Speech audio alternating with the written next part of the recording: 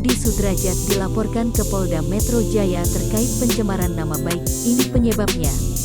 Dodi Sudrajat resmi dilaporkan seorang pria ke polisi atas dugaan pencemaran nama baik. Bagaimana awal mulanya? Belum usai permasalahan dengan Sunan Kalijaga, Dodi Sudrajat kembali pilu. Ia kini harus menelan pil pahit lantaran dilaporkan ke Polda Metro Jaya atas dugaan kasus pencemaran nama baik.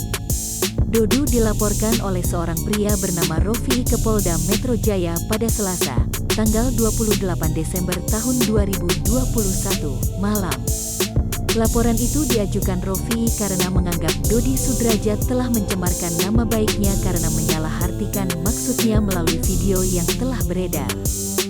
Saat ditemui awak media, Rofi lantas menceritakan terkait awal mula permasalahannya dengan Dodi Sudrajat.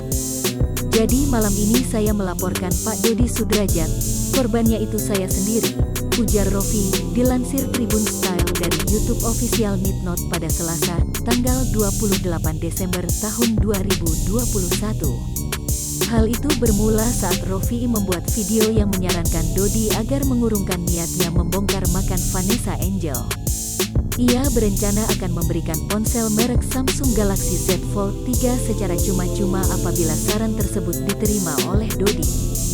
Namun sayangnya, niat tersebut justru disalahartikan oleh besan Bibi Ardiansyah itu sehingga ia merasa dicemarkan nama baiknya. Tapi, video saya di moon screen, dimasukkan Instagramnya dia. Ada keterangan, jangankan handphone pabrik Samsungnya saja saya akan menolak, ujar Rofi. Dan yang paling menyedihkan kebaikan ketulusan saya dikatain biarlah anjing menggonggong kafilah berlalu, pungkasnya. Atas laporan itu, Dodi Sudrajat dikenakan pasal 310 dan atau pasal 311 KUHP, dan atau pasal 27 ayat 3 junto pasal 45 ayat 1 dan atau pasal 28 ayat 1 Undang-Undang Informasi dan Transaksi Elektronik, UU ITE.